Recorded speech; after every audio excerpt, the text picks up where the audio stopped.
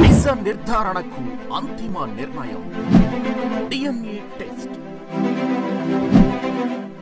ఉన్నది ఉన్నట్లుగా వాస్తవాలను శోధించి వివరించే మన డిఎన్ఏ టీవీ, మన రాష్ట్రం, మన ఛానల్. రాజకీయాలు వేడెత్తున్న పరిస్థితి కనబడుతుంది. ఈ నేపథ్యంలోనే అధికార విపక్ష పార్టీల మధ్య మాటల దాడి కూడా పెరుగుతున్న పరిస్థితి కనబడుతుంది. అదేవిధంగా రాజకీయ చైతన్యం ఉన్నటువంటి దివిసీమ అవనిగడ్డ ప్రాంతంలో రాజకీయ దురంధరుడుగా ఉన్నటువంటి మండలి బుద్ధప్రసాద్ ఈ మధ్య ఇప్పుడు జనసేన నుంచి కూడా పోటీ చేసిన పరిస్థితి కనబడుతుంది.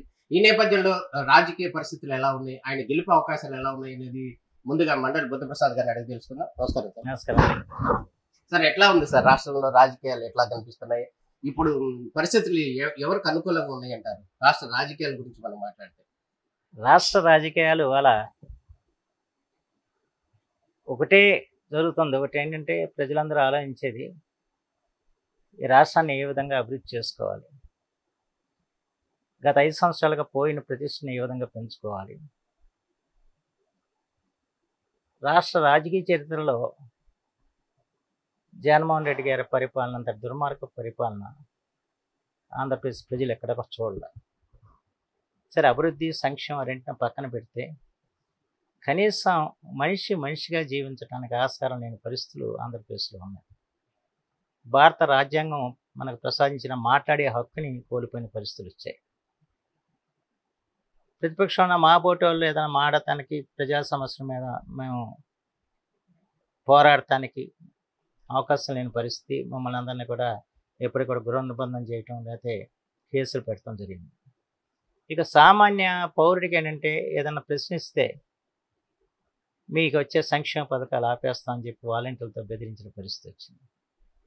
దాంతో 5 సంవత్సరాలకు కూడా ఎవరికాలు తమ యొక్క బాధని దిగమింగుకొని జీవించాల్సిన పరిస్థితి వచ్చింది. అందుకని వాళ్ళకి ఏ కష్టం వచ్చినా కూడా ఆ కష్టాన్ని మాకు ఈ కష్టం ఉంది, దీన్ని తీర్చమని చెప్పి అడిగే పరిస్థితి కూడా రాష్ట్రం లేదు. ఉదాహరణకి మా దగ్గర అతివృష్టి వల్ల, అనావృష్టి వల్ల రైతాంగం తీవ్రంగా నష్టపోయింది. ఆ సమయంలో మేము వాళ్ళ మధ్యకి వెళ్ళి వాళ్ళ తరఫున పోరాటం చేశాం. కానీ వాళ్ళు భయపడిపోయేవాళ్ళు. ఏదన్నా మాకు ఈ రకమైన నష్టం జరిగిందని చెప్పడానికి భయపడిపోయేవాళ్ళు. అలాగే ఇక రహదారుల గురించి ఆందోళన చేసాం. అప్పుడు అందరూ రహదారుల గురించి తిట్టుకుంటూ కూర్చునేవాళ్ళు తప్ప బయటకు వచ్చి ఈ రకమైన పరిస్థితి ఉందని చెప్పే పరిస్థితులు. అంటే ఇంతటి భయోత్పాత పాలన ఆంధ్రప్రదేశ్లో ఏనాడో కూడా చూడలేదు. ఎందుకంటే మనిషి యొక్క ఆత్మగౌరవం అన్నది మంట కలిసిపోయింది. మనిషిగా జీవించే పరిస్థితి లేకుండా పోయింది. ఇలాంటి పరిస్థితుల్లో ఎప్పుడైతే ఈ ఎన్నికల ప్రకటన వెలువడిందో, ఈ రాష్ట్ర ప్రభుత్వం ఎవడే కేంద్ర ఎన్నికల సంఘం చేతిలోకి వెళ్ళిన తర్వాత ప్రజలందరూ కూడా వాళ్ళు రోడ్డు ఎక్కిన పరిస్థితి వచ్చింది. వాళ్ళు స్వేచ్ఛగా మాట్లాడుతున్న పరిస్థితి వచ్చింది. ఈ స్వేచ్ఛను నిలబెట్టుకోవాలంటే అది కూటమి ప్రభుత్వం వల్ల మాత్రమే సాధ్యం అనేది వాళ్ళ ప్రజల యొక్క విశ్వాసం. అందుకని ఈ ఎన్నికలు చాలా వన్ సైడ్గా ఉంటాయని చెప్పి నేనైతే భావిస్తున్నాను. ఎందుకంటే మా నియోజకవర్గంలో పరిస్థితి చూస్తుంటే ఇక్కడంతా కూడా ఏకపక్షంగానే కనిపిస్తుంది. నిజంగా ఇదివరకు ఎవరైనా ఒక పార్టీ నుంచి ఒక వ్యక్తి రావాలంటే దానికి ఎంతో ప్రయాసపడాల్సి వచ్చేది. కానీ రోజు కొన్ని వందల మంది వచ్చి వైసీపీ పార్టీని వీడి ఇవాళ తెలుగుదేశం పార్టీలోని, జనసేన పార్టీలోని చేరుతున్నారు. అంటే ఎంత విసుగెత్తిపోయారో వైసీపీ కార్యకర్తలు కూడా మనం ఆలోచించాల్సిన అవసరం ఉంది. ఎందుకంటే వాళ్ళు ఎవరో కూడా వాళ్ళ ప్రజల మధ్యకి వెళ్ళి మేము ఈ పని చేసాం, మాకు ఓటు ఇవ్వండి అని చెప్పి అడిగే స్థితిలో లేరు. అంచేత ఏమాత్రం మర్యాద మన్నం ఉన్న వాళ్ళందరూ ఇవాళ బయటకు వచ్చేసారు. ఇక వైసీపీ పార్టీలో మిగిలింది ఎవరంటే కేవలం ఈ అక్రమాలు చేసిన వాళ్ళు, అవినీతికి పాల్పడిన వాళ్ళు, ఇక వాళ్ళు మాత్రం మిగిలిపోయారు.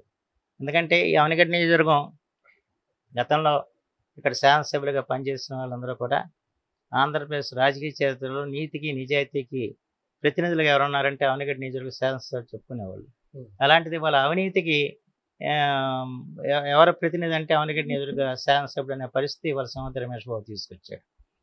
ఇవాళ ప్రకృతి వనరుల్ని కాపాడాల్సిన బాధ్యత ప్రజాప్రభుత్వం ఉంది. కానీ ప్రకృతి వనరుల్ని కూడా దోచుకుని వాళ్ళ కోటాను కోట్ల రూపాయలు ఇవాళ గడించి ఆ కోట్ల రూపాయలు తీసుకొచ్చి ఇవాళ ఎన్నికల్లో ఓట్లు కొనాలని చెప్పిన ప్రయత్నంలో ఉన్నారు.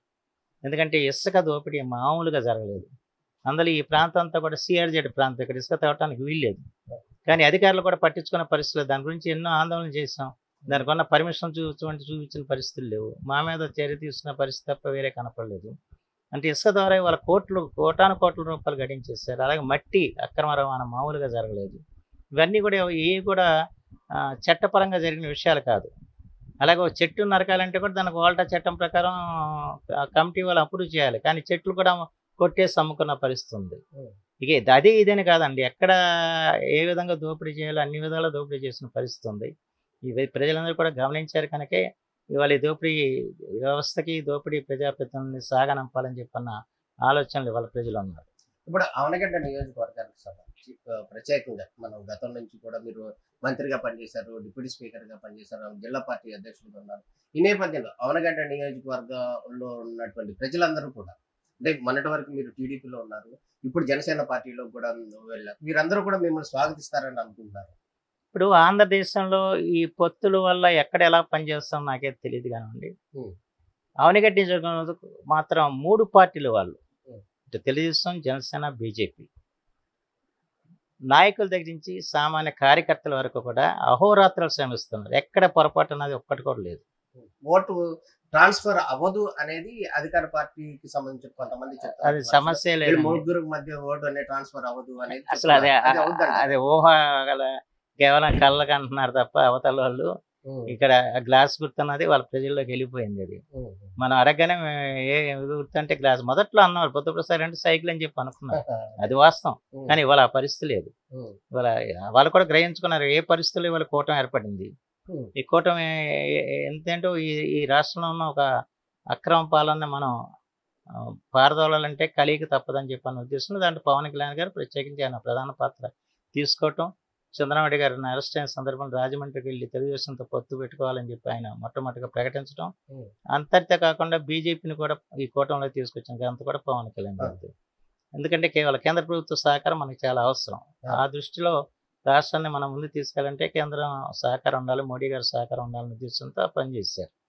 అయితే ఆ 3 పార్టీలు కూడా ఇవాళ చిత్తశుద్ధితో పనిచేస్తున్నాయి, త్రికరణ శుద్ధిగా పనిచేస్తున్నాయి. మా నియోజకవర్గంలో అయితే చెప్పడానికి వీల్లేదు, ఎంత శ్రమిస్తున్నారో చెప్పడానికి లేదు కార్యకర్తలు. నా శ్రమ కంటే కూడా వాళ్ళ శ్రమ ఎక్కువ. ఇంటింటికి తిరుగుతున్నారు 3 పార్టీల వాళ్ళు, ప్రజలకి గుర్తు గురించి చెబుతున్నారు, ప్రజలకి ప్రస్తుత పరిస్థితులను వివరిస్తున్నారు. ఆ రకంగా వాళ్ళ గొప్పగా పనిచేస్తున్నారు. వాళ్ళకి ఎంత చెప్పినా తక్కువ, వాళ్ళకి ధన్యవాదాలు చెప్పడం అంటే మాది భాష చాలదు. నిజంగా అలా వాళ్ళు పడుతున్న శ్రమ సామాన్యమైంది కాదు, అది దాని వెలకట్టలేని శ్రమ. మండలి బుద్ధప్రసాద్ అనేవాడు ఒక చిన్న పర్సనాలిటీ కాదు, పెద్ద పర్సనాలిటీ సాహిత్యపరంగా కానీ. చాలా మంది కూడా మీకు ఇతర ప్రాంతాల నుంచి, ఇతర దేశాల నుంచి మద్దతు ఇస్తున్నట్టున్నారు. నిజంగా వాళ్ళందరూ కూడా మీకు లోకల్ గా ఆ సపోర్ట్ అందుతుందంటారు. అంటే వాస్తవానికి ఏంటంటే ఇప్పుడు నాకు తెలుగు భాష గురించి నేను చేసిన కృషి వాళ్ళు ప్రపంచం గుర్తించింది కనుక ప్రపంచంలోని ప్రముఖులందరూ కూడా నాకు ఆశీస్సులు అందిస్తారు, సహకరిస్తారు. అయితే అది ఓటుగా అన్నది మనం చెప్పలేం, ఎందుకంటే అది ఓటుకు సంబంధించి. ఇప్పుడు మేము ఓటు గురించి చేయట్లేదు కదా. అది ఇప్పుడు ఆంధ్రదేశంలో అంటే భాష అన్నది ఓటుకు సంబంధించి. అదే తమిళనాడు అనుకోండి, తమిళనాడులో ఖచ్చితంగా మేనిఫెస్టోలో మొదటి అంశం ఏముంటుంది, తమిళ భాషకు మేము ఏం చేస్తున్నాం దగ్గర ఉంటుంది. కానీ ఆంధ్రదేశంలో అది లేదు. అది ఆ రోజు ఎప్పటికి వస్తుందని ఎదురు చూస్తున్నాం మేము. ఎందుకంటే దాని కొరకే మా ప్రయత్నం కూడా. ఎందుకంటే ఎప్పటికైనా రాజకీయాల్లో భాష రానంత వరకు కూడా రాజకీయ భాషకి ఇదే అవ్వదు. అంచేత ఆ రకమైన ఒత్తిడి, ఆ రకమైన ప్రజల్లో చైతన్యం తేవాలని చెప్పిన ప్రయత్నం. నిన్న అమిత్ షా గారు, మోడీ గారు కూడా తెలుగు భాష గురించి బాగా మాట్లాడారు. తెలుగులో మాట్లాడటం వేరుగును, తెలుగు భాషను సంరక్షించాలన్న దాంట్లో తెలుగు భాషకు ప్రాముఖ్యత ఇవ్వాలన్న ఉద్దేశాన్ని నిన్న ఇద్దరు కూడా వ్యక్తపరచడం జరిగింది. అది కూడా మంచి సంకేతమే. ఎందుకంటే వాళ్ళ భారత ప్రభుత్వం వాళ్ళు ప్రాథమిక విద్య వరకు కూడా మాతృభాషలో ఉండాలని చెప్పి, అలాగే ఇంజనీరింగ్ విద్య కూడా వాళ్ళ మాతృభాషలో పెట్టాలని చెప్పి వాళ్ళు ప్రయత్నం చేశారు. తదనుగుణంగానే ఇక్కడ ఆంధ్రదేశానికి వచ్చినప్పుడు మీరు ఖచ్చితంగా మీరు తెలుగుని నేర్చుకోండి, తెలుగుని కాపాడుకోండి అని చెప్పి భారత ప్రధానమంత్రి, హోంమంత్రి చెప్పడం అంటే చిన్న విషయం కాదు కదా. దాని ప్రభావం ఎట్లాగైనా ప్రజల మీద ఉంటుంది. అలాగే ప్రస్తుత పార్టీలకు కూడా భాష మీద మమకారం ఉంది. దాన్ని ఏ విధంగా చేయాలన్న దాని దగ్గర ఒక ఆలోచన చేయాల్సిన అవసరం.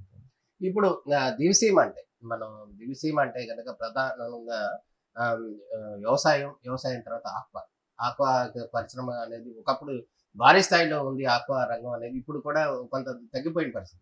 ఈ ఆక్వా రంగాన్ని పెరగడానికి సంబంధించి మీరేమైనా హామీ ఇవ్వదలుచుకున్నారు ఈ ప్రాంత ప్రజలకు సంబంధించి? ఆక్వా రంగానికి తగ్గటానికి కారణం అంటే విద్యుత్ ఛార్జీలు పెంచడం. ఆ విద్యుత్ ఛార్జీలు తగ్గిస్తానని చెప్పిన జగన్మోహన్ రెడ్డి వాళ్ళు పెంచేసారు. ఆ పెంచేసేపటికి సామాన్య మధ్యతరగతి ఆక్వా రైతులందరూ కూడా వాళ్ళు పంట పండించుకున్న పరిస్థితుల్లో వీడి పట్టేశారు. మా కోటూరు మండలంలో అక్కడ కూడా చూడటం జరిగింది. దాంతో ఏంటంటే చంద్రబాబు నాయుడు గారు ఉన్నప్పుడు ఆక్వాకి ఎక్కువ ప్రాధాన్యత ఇచ్చారు. ఎందుకంటే ఆక్వా ద్వారా రాష్ట్ర ఆర్థిక శక్తిని పెంచుకోవాలన్నది ఆయన ఆలోచన. దాని విరుద్ధంగా ఇవాళ జగన్మోహన్ రెడ్డి గారు చేశారు. అయితే ఇప్పుడు కూటమి తరపున కూడా హామీ ఇచ్చారు. నేను విద్యుత్ ఛార్జీలు తగ్గిస్తాము, ఆక్వాకి ప్రాధాన్యత ఇస్తామని చెప్పి. ఆక్వా కానివ్వండి, మత్స్య పరిశ్రమ కానివ్వండి, ఈ రెండింటికి కూడా ఇవాళ ప్రాధాన్యత కూటమి ప్రభుత్వంలో ఉంటుంది. ఎందుకంటే ఆల్రెడీ కూటమి మేనిఫెస్టోలో కూడా ఆ విషయాలు చెప్పడం జరిగింది. అంచేత మామూలుగా చంద్రబాబు నాయుడు గారి యొక్క ఆలోచన ఎలా ఉంటుందంటే సంపదను సృష్టించుకోవటం ఎట్లాగన్నది. సంపదను సృష్టి ఎలా జరిగిద్ది? ఆక్వాదాను మత్స్య పరిశ్రమని రెంటిని పెంపొందించుకున్నప్పుడు అవి వాణిజ్యపరంగా మనకు ఆర్థిక శక్తిని సాధించే సాధనాలు అవి. అంచేత ఆ రెండు రంగాలను కూడా గణనీయమైన భవిష్యత్తు ఉంటుంది, గణనీయంగా అభివృద్ధి జరుగుతుంది. ఇప్పుడు కోస్తా అనేప్పుడు ఇది మన దివిసీమ అనేసరికి ఎక్కువ మత్స్య పరిశ్రమ మీద ఆధారపడినటువంటి మత్స్యకారులు కానీ, అదేవిధంగా ఎక్కువ మంది జనాభా కూడా ఉన్నారు. వారి అభివృద్ధికి సంబంధించి మత్స్య పరిశ్రమ తీసుకొస్తా అంటున్నారు కదా, అటువంటి ఏమైనా మీరు వాళ్ళ జీవనోపాధి వృద్ధికి సంబంధించి ఏమన్నా మీరు ప్రణాళికలు ఏమన్నా ఉన్నాయి? ఇప్పుడు వాస్తవానికి తీర ప్రాంత గ్రామాలన్నీ కూడా మత్స్యకారులు ఉంటారు. వాళ్ళు ఏ ప్రకృతి వైపరీత్యం వచ్చినా నష్టపోయేది మాత్రం వారే అవుతారు. అందుకే ఆ తీర ప్రాంతాల రక్షణ కోసం ఆ రోజున మా నాన్నగారు సముద్ర కట్టను నిర్మాణం చేయించారు. అది వాళ్ళ శిథిలావస్థకు చేరింది. అదృష్టవశాత్తు ఈ 4-5 సంవత్సరాల్లో పెద్ద తుఫాను ఏం రాలా. వచ్చుంటే ఆ తీర ప్రాంతాలు అసలు ఏమయ్యాయి అన్నది మనకు భయానకరమైన పరిస్థితి రాలా. ఏ విపత్తు వచ్చినా కూడా వాళ్ళ రక్షణ లేని పరిస్థితి ఏర్పడింది. అంచేత మళ్ళీ ఆ కరకట్టలను మనం పునర్నిర్మాణం చేయాల్సిన బాధ్యత కూడా మేము ఉంది. దాని మీద మేము పాదయాత్ర చేయటం, ఆ సమస్యను ఎలిగించాటం కూడా జరిగింది. అయితే ప్రభుత్వం నుంచి స్పందన లేదు. లేకపోతే మత్స్య పరిశ్రమకి గతంలో మేము ఫిషింగ్ ల్యాండింగ్ సెంటర్స్ కట్టాం, తర్వాత డ్రై ప్లాట్ఫామ్స్ కట్టడం జరిగింది. అప్పుడు నాగాలంకలో ఒకటి మేము శాంక్షన్ చేసాం, అది అసంపూర్తిగా మిగిల్చేశారు. ఈ ప్రభుత్వం వచ్చిన తర్వాత ఒక్కటి కూడా ఎక్కడ నిర్మాణం జరగల. గత ప్రభుత్వంలో శాంక్షన్ అయ్యి కాంట్రాక్ట్ ఇచ్చినవి కూడా పూర్తి చేసిన పరిస్థితి లేదు. అంచేత మళ్ళీ వాళ్ళకి కావాల్సిన మౌలిక సదుపాయాలు కల్పించడం కూడా ప్రధానమైన బాధ్యత. ఆ బాధ్యతలో మేము తప్పనిసరిగా కృషి చేస్తాం. ఎందుకంటే ప్రభుత్వం తెలుగుదేశం ప్రభుత్వం దానికి పెద్ద ఎత్తున అవకాశం ఇచ్చింది. దాని 20,000 రూపాయలు ఇస్తాను మేనిఫెస్టోలో ప్రకటించడం. అది అటంటికంటే కూడా గత ప్రభుత్వంలో పడవలు కానివ్వండి, వలలు కానివ్వండి, లేదంటే వాహనాలు కానివ్వండి, ఇవన్నీ కూడా సబ్సిడీ మీద ఇచ్చాం. అది ఈ ప్రభుత్వం వచ్చిన తర్వాత ఇచ్చిన పరిస్థితి లేదు. అంచేత ఎందుకంటే ఇప్పుడు వాళ్ళకి కావాల్సిన పడవలు, వలలు ఇవన్నీ కూడా సమకూర్చాల్సిన బాధ్యత ప్రభుత్వానికి ఉంటుంది. దాన్ని జగన్మోహన్ రెడ్డి ప్రభుత్వం విస్మరించింది. మళ్ళీ తిరిగి కూటమి ప్రభుత్వం వచ్చిన తర్వాత వాళ్ళకి అవకాశాలు తప్పనిసరిగా కలుగుతాయి. దివిసీమని ఒకప్పుడు టూరిజం ప్లేస్ లో ఉన్న పరిస్థితి కనబడుతుంది. ప్రస్తుతం ఆ టూరిజం కాదు కదా, ఇప్పుడు అటు ఆ దివిసీమకి వెళ్ళేటట్టు రోడ్లు కూడా అధ్వానంగా ఉన్న పరిస్థితి కనబడుతుంది. ఈ టూరిజం డెవలప్మెంట్ లో కానీ దీనికి సంబంధించి ఏమైనా చెప్పగలరు అంశాలు? అంటే చారిత్రక ప్రాధాన్యత ఉన్నటువంటి ప్రాంతం దివిసీమకి ప్రధానంగా ఏంటంటే ఎక్కడా లేని విధంగా పర్యాటకంగా అభివృద్ధి చేయడానికి అవకాశాలు చాలా ఉన్నాయి. దీంతో ఆధ్యాత్మిక పర్యాటకం వచ్చేటి శ్రీకాకుళం నుంచి టంసల్ దీవి వరకు కూడా అనేక ప్రాచీన క్షేత్రాలు ఎక్కడ ఉన్నాయి. అన్ని ఎన్నో రాజవంశాలు కట్టినాయి. ప్రప్రథమ ఆంధ్ర రాజధాని శ్రీకాకుళం ఆంధ్ర మహావిష్ణువు, ఆ తర్వాత మోపిదేవి సుబ్రహ్మణ్య స్వామి దేవాలయం, ఆ తర్వాత కల్లేపల్లిలో శ్రీ నాగేశ్వర స్వామి దేవాలయం, అలాగే గణపేశ్వరంలో దుర్గామాత, అలాగే హంసలదీవిలో వేణుగోపాల స్వామి, అవనగేట్లో లక్ష్మీనారాయణ స్వామి, ఇవన్నీ కూడా చాలా ప్రాచీనమైన దేవాలయాలు. ఇవాళ కట్టినవి కాదు, 1000 సంవత్సరాల చరిత్ర ఉన్న దేవాలయాలు కూడా ఉన్నాయి. అంచేత వీటన్నిటిని కూడా మన ఆధ్యాత్మిక పర్యాటకం కింద మనం ముందు తీసుకెళ్ళచ్చు. దాంతోపాటు ఘంటసాలకు ఉన్న విశిష్టత అంటే అది బౌద్ధ పర్యాటకానికి అది పెద్ద కేంద్రం. అక్కడ బౌద్ధ స్తూపం ఉంది, అలాగే బౌద్ధ మ్యూజియం ఉంది. అక్కడ మేమేంటంటే శైన బుద్ధ ప్రాజెక్ట్ అని ఒకటి పెట్టాం గత ప్రభుత్వంలో. అది కూడా అసంపూర్తిగా మిగిలిపోయింది. ఈ ప్రభుత్వం వచ్చిన పట్టించుకున్న పరిస్థితి లేదు. ఎందుకంటే ఇతర దేశాల నుంచి కానీ లేకపోతే ఇతర ప్రాంతాల నుంచి కానీ టూరిస్టులు వచ్చినప్పుడు వాళ్ళకి కావాల్సిన సౌకర్యాలు, వసతి, భోజన సదుపాయాలు కల్పించడం, అలాగే ధ్యానం చేసుకోవడానికి ఏర్పాట్లు, ఇవన్నీ కలిపి ఆ శైన బుద్ధ ప్రాజెక్టుని పెద్ద ప్రాజెక్ట్ ఒకటి స్టార్ట్ చేస్తాం. అయితే ఆ బిల్డింగ్ని వాళ్ళు పూర్తి చేయలేదు. ఈ ప్రభుత్వం రాగానే మళ్ళీ దాన్ని పూర్తి చేయించి దాన్ని ముందుకు తీసుకెళ్లే పరిస్థితి ఉంటుంది. అలాగే వచ్చాడు ప్రకృతి టూరిజం పర్యాటకం, ప్రకృతి అంటే పర్యావరణ పర్యాటకం కింద ఇప్పుడు హంసలదేవి సాగర్ సంఘం చాలా ప్రసిద్ధి చెందిన ప్రాంతం ఇది. అలాగే నాగాలంకలో బ్యాక్ వాటర్స్ని మనం ఇప్పుడు కేరళలో బ్యాక్ వాటర్స్ని వాళ్ళు పర్యాటకంగా చాలా ఉపయోగించుకుంటున్నారు. అందుకు గతంలో ఇక్కడ పడవల పోటీలు అవి పెట్టి ప్రతి సంవత్సరం పెట్టారు, కూడా మీరే పెట్టారు. వేలాది మంది వచ్చి చూసేవాళ్ళు అవన్నీ అడుగంటిపోయిన పరిస్థితి వచ్చింది. అందుకని నాగాలంకలో కూడా మనం ఈ ప్రకృతి పర్యాటకంగా మనం దాన్ని తీర్చిదిద్దాలనుకుంటుంది. అంటే లైట్ హౌస్ ఉంది గొల్లమ్మ దగ్గర, అది కేంద్ర ప్రభుత్వం కూడా ఇప్పటికీ అది పర్యాటకంగా ప్రకటించడం జరిగింది. దాన్ని కూడా ఇంకా ముందుకు తీసుకెళ్లే ప్రయత్నం చేస్తాం. అంచేత పర్యాటకంగా ఇక్కడ చాలా కార్యక్రమాలు చేయడానికి ఆస్కారం ఉంది. దాన్ని ఎక్కువ వృద్ధి చేసి మళ్ళీ ఈ దేశానికి ఒక గుర్తింపు రావడం కాకుండా ఈ ప్రాంతాల్లో కొంత ఉద్యోగ కల్పనకి, ఉపాధి కల్పనకు కూడా ఉపయోగపడే రీతిలో ఈ టూరిజాన్ని ఉపయోగించుకుంటాం. ఏటిమగకి సంబంధించి వంతెన ఏదైతే ఉందో ఆ వంతెన కూడా నిర్మించాలని చెప్పి కూడా ఆ ప్రజలందరూ కూడా కోరుతున్న పరిస్థితి. ఈ నేపథ్యంలో దానికి సంబంధించి ప్రణాళికలు జరిగినాయి అంటున్నారు, కానీ అది వాస్తవ రూపంలో అమలు జరగట్లేదు. ఎదురుమండి ఏటిమగం మధ్య వంతెన చంద్రబాబు గారి హయాంలోనే ఆసియన్ డెవలప్మెంట్ బ్యాంకు నిధులతో దాన్ని మంజూరు చేయడం జరిగింది. అయితే ఈ లోపల ఎలక్షన్ నోటిఫికేషన్ రావడంతో జీవో విడుదల కాల, అలాట్మెంట్ అయితే చేసాం.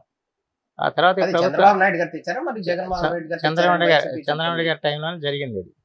అయితే అది కంటిన్యూషన్ కాకపోవడంతో ఏమైందంటే ఆ డబ్బంతా కూడా చిత్తూరు జిల్లా తరలించబడింది. అయితే ఇక్కడ స్థానిక ఎమ్మెల్యే గారు ఆ విషయం మీద ప్రశ్నించాల. ఆ తర్వాత ఎంపీ బాలస్వామి గారు ఆయన నాబార్డు నిధులను దానికి 100 కోట్ల రూపాయలు అంత కేటాయించారు. అయితే నాబార్డు చైర్మన్ నాగాలంకి తీసుకొచ్చినప్పుడు స్థానిక ఎమ్మెల్యే గారు వాళ్ళ అనుచరులు ఎంపీ గారి వర్గం మీద దాడి చేయటం, దాంతో ఒక దాన్ని ఒక పెద్ద మనిషిని తీసుకొచ్చి రావడం గొప్ప విషయం. వచ్చినప్పుడు ఆయన గౌరవించి ఇంకా ఈ నియోజకవర్గ అభివృద్ధికి ఇంకా ఏం కావాలని అడిగి తీసుకోవాల్సింది పోయి చేయలేదు. ఈ లోపల ఏమైందంటే అది 150 కోట్లకి పెరిగిపోయింది. 100 కోట్లకు వాళ్ళు టెండర్ పిలిచారు. టెండర్ పిలిస్తే 100 కోట్లు నాబార్డు ఇస్తే, నాబార్డు ఇచ్చిన దాంట్లో రాష్ట్ర ప్రభుత్వం 20 కోట్లు వాడేసుకుంది. 20 కోట్లు వాడేసుకున్నటికి టెండర్లు ఎవరు వేయలేదు. సరే ఇప్పుడు ఏంటంటే ఈ మనకు కూటమి ప్రభుత్వం రాగానే ఇంకొక 50 కోట్ల రూపాయలు దానికి మంజూరు చేయించి ఆ ఎదురుమండి వేయటం ఒక వంతెన మాత్రం ఖచ్చితంగా అది నిర్మాణం జరిగింది. దాని మీద ప్రత్యేకించి ఎంపీ గారు ఇంత పూర్వం కృషి చేశాడు. మిగతా 50 కోట్లు కూడా నేనే తీసుకొస్తాను, నాబార్డుని ఒప్పించని చెప్పి ఆయన చెప్పడం జరిగింది. అంచేత రాగానే మొట్టమొదటిగా కార్యక్రమం ఏంటంటే దాన్ని నిర్మాణం ప్రారంభించే కార్యక్రమం వెంటనే చేస్తాం దాంట్లో అనుమానం లేదు. ఇక ఓవరాల్ గా కనుక మనం గమనించినట్లయితే టీడీపీ మేనిఫెస్టో ఒకటి విడుదల చేసింది. ఈ మేనిఫెస్టోలో ఉచిత బస్సు కావచ్చు, లేకపోతే కొన్ని పథకాలు, ఆ పథకాలన్నింటినీ కూడా ప్రజలు అట్రాక్ట్ అవుతారంటారు. పెన్షన్ కావచ్చు, లేకపోతే 50 ఏళ్ళకి సంబంధించినటువంటి. ఇప్పుడు వాస్తవానికి ఏంటంటే జగన్మోహన్ రెడ్డి పదే మీటింగ్లో చెప్పేదంటే మా ప్రభుత్వం పోతే ఈ సంక్షేమ పథకాలను ఆగిపోతాయని చెబుతున్నారు. కానీ ఈ సంక్షేమ పథకాలు రెట్టింపు అవుతున్నాయి. ఉదాహరణకి అన్ని చెప్పాలంటే ఇప్పుడు సాధ్యం కాదు, మీకు సమయం కూడా కాదు. ఉదాహరణకి మీరు పెన్షన్ తీసుకోండి, 200 రూపాయల పెన్షన్, దాన్ని ఒకసారికి 2000 రూపాయలు చేసింది చంద్రబాబు గారు. ఆ తర్వాత ఆయన ఉన్నాడు మళ్ళీ వెంటనే ఎలక్షన్ గెలిపిస్తే 3000 ఇస్తానని చెప్పాడు. కానీ ఈయన తపాలకు మొన్నటికి 3000 చేశాడు. సరే ఇప్పుడేమో 4000 రూపాయలు చేస్తామని చెప్పి చంద్రబాబు గారు ప్రకటించడం జరిగింది. అలాగే దివ్యాంగులకి మన 6000 రూపాయలు దివ్యాంగులకి ఇస్తామన్నారు. అలాగే ఆ రకంగా ఏంటి అది పెన్షన్ పెరుగుతుంది కానీ తరగట్లేదు కదా. ఒకటి మాత్రం ప్రజలు గుర్తుంచుకోవాల్సింది, ఏ సంక్షేమ కార్యక్రమం ఏ ప్రభుత్వం ప్రవేశపెట్టినా దాన్ని తీసేసేది మాత్రం ఎక్కడా ఉండదు. ఏ ప్రభుత్వం వచ్చినా తీసేసే పరిస్థితి లేదు. మహా చేస్తే పేరు మార్చుకుంటారు, అంతకుమించి జరిగేదేం కాదు కదా. కానీ దాన్ని ఇంకా పెంపుదల చేసుకుంటే వెళ్ళాల్సింది తప్ప తగ్గించే పరిస్థితులు. ఎప్పుడు ఎన్టీ రామారావు 2 రూపాయలు కిలో పెట్టాడు, ఇప్పుడు కూడా అది కొనసాగుతూనే ఉంది. తీసేసింది ఎవరు లేరు. దాంట్లో అక్రమ రవాణా జరుగుతుంది అది అని చెప్పి అందరూ చెబుతారు, కానీ తీసే పరిస్థితి లేదు. అదే రాజశేఖర్ గారి టైంలో ఫీజు రియంబర్స్మెంట్, రాజీవ్ ఆరోగ్యశ్రీ అని పెట్టారు, పేర్లు మార్చారు తప్ప అవేమి పోలేదు కదా. అంచేత ఈ సంక్షేమ పథకాలు పోతాయి అంటే అది చాలా నవ్వు వస్తుంది జగన్మోహన్ రెడ్డి చెబుతా ఉంటే. అంటే ఈ మాట వచ్చేసరికి ఒక మాట అంటున్నారు, ఇది ఇప్పుడు ఎక్కడ లేని సంక్షేమ పథకాలు జగన్మోహన్ రెడ్డి పెట్టాడు, మరో శ్రీలంక అయిపోతుంది రేపో మాపో అట్లాంటి పరిస్థితి ఉంది అని రాష్ట్రాన్ని చెప్తున్నారు. మరి ఆయన కంటే ఎక్కువ డబుల్ స్కీములు, ఎక్కువ సంక్షేమ పథకాలు చంద్రబాబు పెడతా అంటున్నాడు కదా, అంటే ఎట్లా పెడతాడు, ఈయన దగ్గర డబ్బులు ఎక్కడే అంటున్నారు. అంటే వాస్తవానికి ఏంటంటే చంద్రబాబు నాయుడు గారు సంపదను సృష్టించగల శక్తి మంత్రి, అంతేకాని అప్పులు చేసి సంక్షేమ కార్యక్రమం చేస్తాడని జరిగిన పని ఇది. అంచేత ఆయన రాష్ట్ర విభజన తర్వాత ఆర్థిక స్థితి ఎంతో లోటుగా ఉన్నప్పటికి కూడా ఆయన అన్ని కార్యక్రమాలు చేశాడు కదా. అన్ని సంపద సృష్టించే కార్యక్రమాలు చేశాడు, తర్వాత సంక్షేమాన్ని ముందు తీసుకెళ్ళాడు. మళ్ళా సంపద సృష్టి జరగాలంటే చంద్రబాబు గారి వల్ల మాత్రం ఒక్కడి వల్ల మాత్రం సాధ్యం తప్ప మిగతా వాళ్ళు కాదు. అది మాత్రం ప్రజలందరికీ తెలుసు. అందుకని సంపదను సృష్టించే ఈ రోజున ఈ సంక్షేమ కార్యక్రమం ముందుకు వెళ్తారు. కేవలం సంక్షేమం కాదు, అభివృద్ధిని కూడా ముందుకు తీసుకెళ్తారు. ఇప్పుడు ఏమైందంటే అభివృద్ధిని పూర్తిగా అడుగంట చేశారు. అలా కాకుండా అభివృద్ధిని కూడా ముందుకు తీసుకెళ్తూ సంక్షేమాన్ని అందించే విధంగా కూటమి ప్రయత్నం చేస్తే అదేవిధంగా పవన్ కళ్యాణ్ గారు కూడా దాని మీద పట్టుదలతో ఉన్నారు. అందుచేత ఈ వీళ్ళిద్దరూ కూడా కలిసి ఈ అటు సంక్షేమాన్ని అభివృద్ధిని కూడా సమతుల్యతగా తీసుకెళ్లే అవకాశాలు ఉన్నాయి. ఏ రాష్ట్రానికైనా కూడా ఒక రాజధాని అనేది చాలా ఇంపార్టెంట్. అటువంటి పరిస్థితుల్లో మన రాష్ట్రానికి రాజధాని అనేది కూడా లేకుండా ఉన్న పరిస్థితుల్లో 3 రాజధానులు అనే సిస్టమ్ వస్తున్న నేపథ్యంలో ఈ ప్రాంత ప్రజలుగా ఉన్నటువంటి మీరు కానీ మీ ప్రజాప్రతినిధులుగా మీరు ఏమని చెప్పదలుచుకున్నారు? అమరావతి అంటే నేను ప్రాంతానికి పరిమితం చేయమకండి, తప్పది. ఇది ఈ ప్రాంతం కూడా కనుక ఇక్కడ అమరావతి కావాలని కోరుకోవటం నాకు తప్పు. రాష్ట్రం అంతా కూడా మధ్యస్థమైన ప్రదేశం కనుక అందరూ ఆమోదించారు. అందరూ ఆ రోజున పూజలు చేసి పునస్కారాలు చేసి పంపించారని అంటే దాంట్లో ఏకాభిప్రాయం ఉంది రాష్ట్ర ప్రజలందరికీ.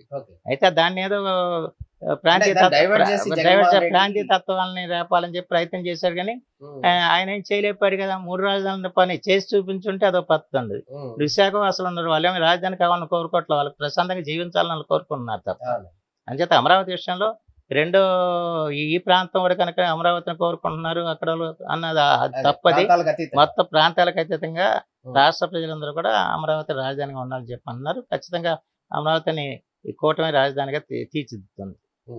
ఓకే సార్, ఇప్పుడు ఇంకో విషయం సార్, మామూలుగా ఈ అవనగడ్డ నియోజకవర్గానికి సంబంధించి పర్టికులర్ గా మనం గమనించినట్లయితే మండలి బుద్ధప్రసాద్ గారు మొన్నటి వరకు టీడీపీలో ఉన్నారు.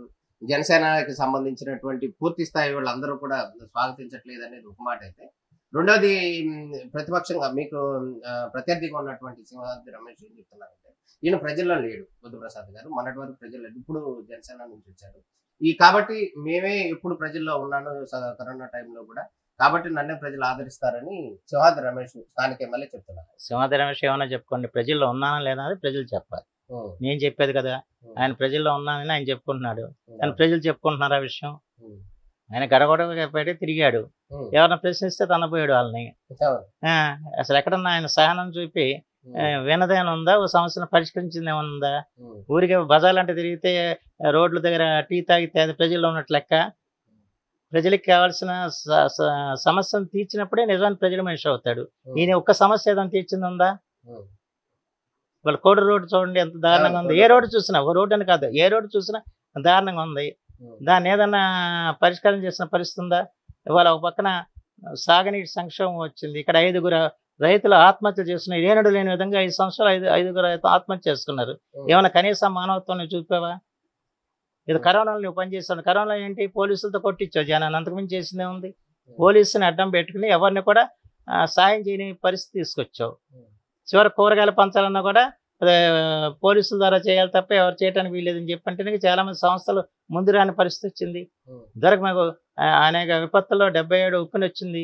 ఉప్పునొచ్చినప్పుడు అన్ని సంస్థలు వచ్చి పనిచేసాయి, కానీ వాళ్ళని ఏమి నిబంధనలు పెట్టి ఇది పరాణాల ద్వారా జరగాలని చెప్పి ఏనాడు చేయలేదు. అది కేవలం కరోనాలో కూడా ఎన్నో సంస్థలు పనిచేసాయి, వాలంటరీ సపోర్ట్ ఇచ్చాయి, కానీ అన్ని నిబంధనలు పెట్టి కేవలం పోలీసుతో పెట్టండి. పోలీసు ఏమంటారు, ఎమ్మెల్యే గారితో పంపిణీ చేయించాలి. ఇదే నువ్వు చేసిన కరోనా సేవ. వాళ్ళు మమ్మల్ని ఏమైనా చేయగలిగావా? ఏమైనా గట్టి గాంధీ క్షేత్రంలో నేను సెంటర్ పెట్టమని చెప్పి కోరాను. మేము ఇస్తాం, అన్ని మేము చూస్తామని చెప్పాను. కరోనా ఏమైనా పర్మిషన్ ఇచ్చిందా గవర్నమెంట్? పైగా ఎంత హింస పెట్టారు జనాన్ని పోలీసుని అడ్డం పెట్టుకుని, ఎంత దోపిడీ జరిగింది. ఇంత జరిగేదో కరోనాని గొప్ప సేవ చేశానంటావు. ఏం సేవ చేసావు? ఎవరిని బతికిచ్చావు? ఎవరిని బతికిచ్చిందే లేదు నువ్వు. అవనగడ్డ నియోజకవర్గ ప్రజలు మండలి బుద్ధప్రసాద్ గారిని ఎందుకు గెలిపించాలని అడిగితే మీరు ఏం చెప్తారు సార్? ఈ ప్రాంత ప్రజలకి ఏం రిక్వెస్ట్ చేస్తారు? అది ప్రజల్ని అడగండి, నన్ను అడగకూడదు. ఆ సమస్య మీరు ప్రజల్ని అడగండి. ప్రజలు ఏం చెబితే అది మరి ప్రజలే తెలియజేయండి రాష్ట్రానికి. అంతేకాని నన్ను అడిగి అలాంటి ప్రశ్నలు నన్ను అడిగి నా నోటిని చెప్పేది. నాకు ఆత్మస్థితి పరనంద 2 గెట్టం నాకు. అంచేత నన్ను ఎందుకు వాళ్ళు ఎన్నుకోదలుచుకుంటున్నారు అన్నది ప్రజలను అడగండి. ఆ ప్రజలు ఏం చెప్తున్నారు తెలియజేయండి మీ ఛానల్ ద్వారా. పర్టికులర్ గా రానున్న రోజుల్లో నియోజకవర్గ అభివృద్ధికి ఏం చేస్తున్నారు చెప్పండి. ముందు తాగునీరు సమస్య పరిష్కారం చేయాలి ఈ నియోజకవర్గంలో ప్రధానంగా. ఎందుకనట ఏటుమగ ఎదురుగుండి బ్రిడ్జి కడతాం. అలాగే దాదాపు 30,000 కోట్ల రూపాయలతో క్షిపణి కేంద్రం కేంద్ర ప్రభుత్వం పెడతా అని చెప్పింది. దాని సహకారం లేకపోవడంతో వెనక్కి వెళ్ళిపోయింది. మళ్ళీ ఎట్లా కూడా బతిమారి బాణవాడి దాన్ని రంగంలో తీసుకురావాల్సిన పరిస్థితి ఉంది. ఇలాంటి కార్యక్రమాన్ని కూడా చేస్తామండి. నమస్కారం. ఇది రాజకీయ దురంధరుడుగా ఉన్నటువంటి మండలి బుద్ధప్రసాద్ జనసేన పార్టీ అవనగడ్డ నుంచి పోటీ చేస్తున్నారు. ఈ నేపథ్యంలో రానున్న రోజుల్లో కూటమి జనసేన, టీడీపీ, బీజేపీ ఉన్నటువంటి కూటమి రానున్న రోజుల్లో అనేక సంక్షేమ పథకాలతో రాష్ట్రంలో సంక్షేమ పథకాలు చేపడతామని చెప్తున్నారు. అదేవిధంగా అవనగడ్డ నియోజకవర్గంలో ప్రజలందరూ కూడా మండలి బుద్ధప్రసాద్ని గాజు గ్లాస్ గుర్తుకి ఓటేసి జనసేన పార్టీని గెలిపిస్తారని కూడా బుద్ధప్రసాద్ చెప్తున్నటువంటి పరిస్థితి. అపరాధ చెప్పండి.